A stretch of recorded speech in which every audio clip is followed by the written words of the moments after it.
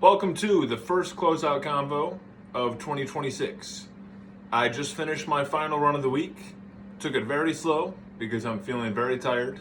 I did a 23-mile long run yesterday. It was supposed to just be 21, but got a little turned around on the dirt roads out near Saline, but really enjoyed that run. And then this morning, I got to run with Ava, one of my former Adrian College runners. And also on Tuesday, I ran with Tim, another former Adrian College guy, which was very nice to run with both of them. Tim came down to Chelsea. And then the rest of the week, I did on New Year's Eve, like I always do, a run around a block, however many years the new year is going to be. So this year, 26, obviously. Ran around the block 26 times. Picked a random block in Chelsea. So that was fun, in the snow. But looking forward to this new year, have a couple goals. Obviously, one would be to continue the 100-mile week streak and to continue to run every day. Have both those streaks going for years plus as of now. But then I've also been thinking about what challenges I would like to do in the upcoming year. I have some ideas. Usually I'll announce the challenge the week before I do it, but I think I'm going to switch it up and kind of give you a general idea of what I'm considering for the first 6 months of the year. So, January. Just like last January, I think I'm going to do an indoor race, whether it's a mile, an 800, a 5K, a 3K, something like that, when the Adrian College team will be there so that I can run against them, hopefully. So that'll be the January one. It'll be kind of a change of pace of what I normally do, which is usually I'm trying to go far, but for this challenge, trying to go fast, indoors. And then February, if the weather permits, I would like to reattempt the Waterloo Pinckney run and go for the fastest known time again. That was going to be my December challenge until that was put to a halt because of the weather. I was supposed to do it on December 15 or 16, but if you look back, there was snow on the ground. It was going to be like single-digit degrees. So that did not end up happening.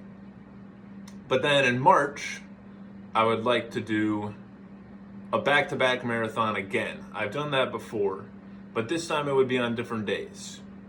So instead of back-to-back days, it would be, I believe, Thursday, March 26th in Virginia. That is the next state, number 10. And then number 11 state is New York, which would be on Saturday, March 28th, if everything were to go to plan. So, back-to-back marathons in March is the goal. Get 2 in one trip. Drive down to Virginia, drive up, run the marathon, drive up to New York, run the marathon, go back home to Michigan. That's the goal for March. April, completely undecided.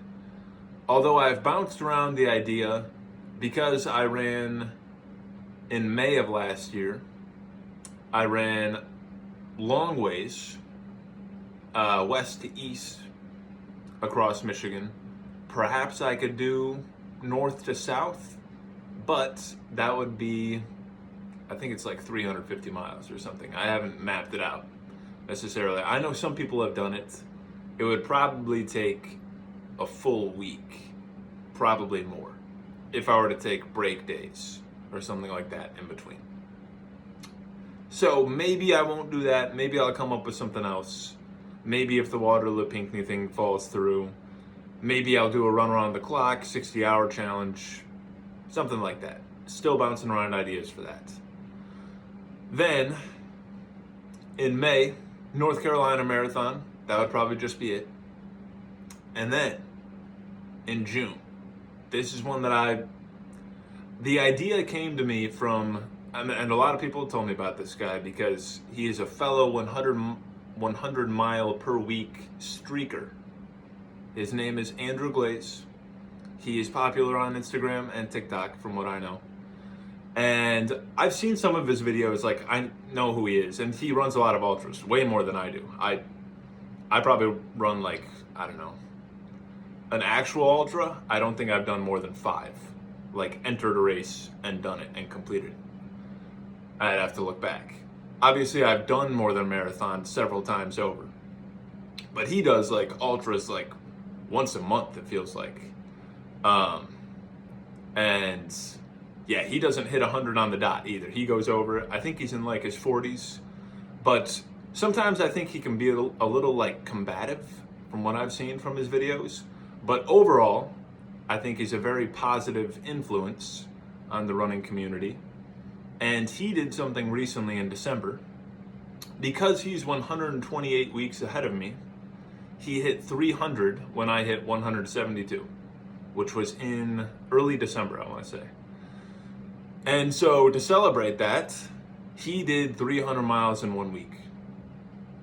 And I'm going to hit 200, if everything goes to plan, on June 21st, which is Father's Day. And so I'm considering from June 15, which is my birthday, Monday, June 15, to Sunday, June 21st, week 200, trying to hit 200 miles. I think that'd be cool. I thought his 300-mile week was a great idea. So that's what I'm leaning towards for June. And yeah, I think that would be great. It would change it up for me. Obviously, I'd have to do over a marathon per day, which I think I could do if I just dedicated a bunch of time to running. I don't know what I would do for work. I don't know if I would just take the whole week off or like work one day. Who knows? That's for future me to figure out. But then in July, of course, RWA will be back. Gonna assemble the team relatively soon. But yeah, that's kind of how the first half of 2026 is looking. April, like I said, still a little bit undecided. That's one that's kind of up in the air. And same with February. I could change that if the Waterloo Pinckney doesn't work again. But yeah, very, very excited to start the new year. I hope you are as well. I hope you have several running goals that you'd like to accomplish throughout the year. And yeah, first one of 2026. Thanks for tuning in.